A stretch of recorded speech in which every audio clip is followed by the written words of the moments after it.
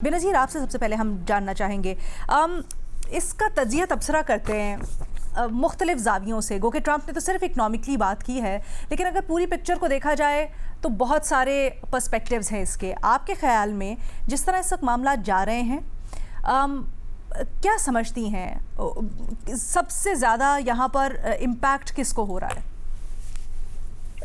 अलीना, मेरी राय में तो डायरेक्टली ईरान को नुकसान हो रहा है और इनडायरेक्टली अमेरिका को हो रहा है। डायरेक्टली ईरान को ऐसे, क्योंकि जो स्ट्रेट ऑफ हॉर्मूज है उससे तकरीबन ईरान की सारी एक्सपोर्ट्स जाती हैं, और एक्सपोर्ट वो सिर्फ तेल नहीं करते, प्लास्टिक्स भी करते हैं, एग्रीकल्चर प्रोडक्ट्स भी करते हैं। ये जो अमेरिका ने ब्लॉकेड किया है उससे पहले ईरान के तकरीबन कंट्रोल में था ये पूरा स्ट्रेट ऑफ हॉर्मूज, जिसकी वजह से ये कहा जा रहा था कि उनको बड़ा फ़ायदा हो रहा है और 40% ज़्यादा रेवेन्यू वो कमा रहे हैं तेल बेचने से, क्योंकि वही कंट्रोल कर रहे थे कि कौन सी शिप्स आ रही हैं और कौन सी शिप्स जा रही हैं। लेकिन जब से अमेरिका ने बंद किया है तो वो मुकम्मल तौर पे इस वक्त जो है वो एक्सपोर्ट्स जो है ईरान की वो बंद हो गई है। अब यहाँ पे ये जरूर कहा जाता है कि जैसे आपने कहा कि अगस्त तक का कुशन है ईरान के पास। अब वो इसलिए कहा जाता है क्योंकि जो ब्लॉकेड है, जो अमेरिका ने ब्लॉकेड लगाया है, उससे पहले जो शिप्स निकल गई थी ईरान की, वो इस वक्त इन ट्रांजिट हैं, और वो जब अपनी डेस्टिनेशन पे पहुंचेंगी तो वहां से जाहिर सी बात है रेवेन्यू आएगा। दूसरी बात ये भी है कि जो टोल्स लगाए थे ईरान ने इस ब्लॉकेड से पहले, उसके भी पैसे पिछले हफ्ते कहा जा रहा था कि वो भी आना शुरू हो गए हैं। तो एक कुछ कुशन, कुछ स्पेस मिलती है ईरान को। लेकिन अगस्त के बाद क्या होगा अगर ये ब्लॉकेड चलता है? मेरे ख्याल से ईरान को, जैसे हम कल भी मैं बात कर रही थी कि ये रिपोर्ट भी हो रहा है कि $400 मिलियन पर डे का नुकसान हो रहा है। फिर उसके बाद आपके पास जगह नहीं रहेगी 8-10 दिन बाद कि आप तेल कहां पे स्टोर करेंगे। तो ये डायरेक्ट नुकसान है ईरान का। इनडायरेक्टली अमेरिका का भी नुकसान हो रहा है। एक तो अमेरिका का जो इमेज है पूरी दुनिया में, उसको बहुत ज्यादा नुकसान हुआ है, क्रेडिबिलिटी अमेरिका की जो है। इनडायरेक्टली इसरा भी नुकसान हो रहा है कि जो अमेरिका में जो वोटर्स हैं, जो लोग हैं वहाँ पे, जो रेजिडेंट्स हैं, उनको उनकी गैस की प्राइसेस जो है वो बढ़ गई हैं। अब जाहिर सी बात है अमेरिका ये कहता है कि हमारा ज़्यादातर तेल स्ट्रेट ऑफ हॉर्मूज से तो आता ही नहीं है, हम तो कनाडा और इधर उधर से लेते हैं, लेकिन इनडायरेक्टली उनके जो कंज्यूमर्स हैं वहाँ पे उनको फ़र्क पड़ रहा है। फिर जो अमेरिका के एलाइज हैं, जिसमें आपके यूरोपियन ममालिक हैं, कोरिया है, ये बाकी ममालिक हैं, इन पर बहुत ज़्यादा इनकी मीशत पर फ़र्क पड़ रहा है, जिसमें हम आजकल सुन रहे हैं कि बहुत से ममालिक जो हैं वो फ्यूल को राशन करने की कोशिश कर रहे हैं। तो जितनी ज़्यादा ये लंबा चलेगा उतना ज़्यादा इन ममालिक की तरफ से प्रेशर पड़ेगा अमेरिका के ऊपर कि आप इस मसले को हल करें, क्योंकि इमरजेंसी इकदाम लेने पड़ रहे हैं बहुत से ममालिक को।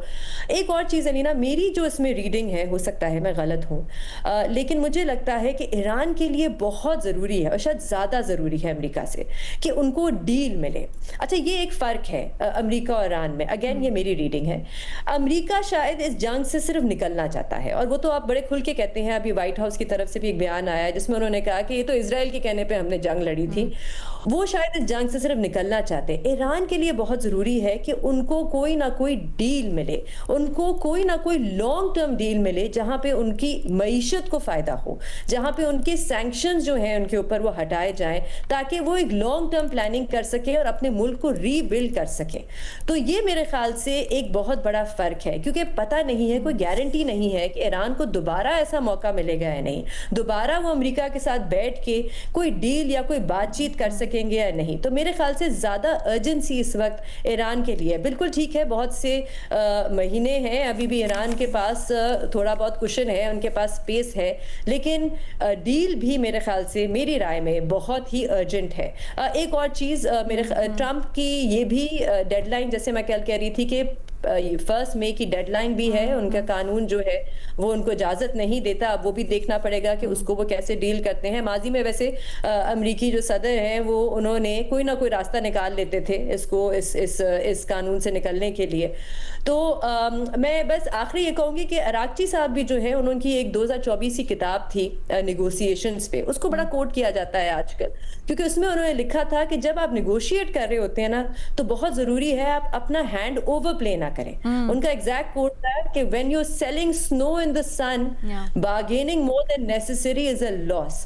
تو میرے خیال سے یہاں پہ بھی بہت ضروری ہوگا کہ ایران کو پرائیورٹائز کرنے کی ضرورت ہے کہ ان کے لیے پرائیورٹی کیا ہے. It is very interesting that you're mentioning it right now and here, بے نظیر. کیا آپ سمجھتی ہیں کہ Iran is overplaying its hand? ارینا میرے خیال سے بہتر ہوتا کہ اگر کوئی second phase of direct talks ہو جاتی. اس وقت ابھی بہت انسرٹنٹی ہے اور انسرٹنٹی کنفیوژن ہے اور اس وقت کچھ سمجھ نہیں آ رہا. بٹ آئی تھنک کہ ایون دو سگنل تو یہی آ رہے ہیں کہ لائنز آف کمیونیکیشنز کھلی ہوئی ہیں لیکن ڈائریکٹلی نہیں. تو بہتر ہوتا کہ بات چیت ڈائریکٹلی ہو کے پھر آگے جا کے کوئی فریم ورک بنایا جاتا, اس میں پھر آپ پرائیورٹائز کرتے کہ آپ کے لیے سینکشن ریلیف جو ہے وہ زیادہ امپورٹنٹ ہے یا یورینیم یا جو میں چاہتی ہوں ان دونوں نکات کے اوپر ہم مزید بھی بات کریں.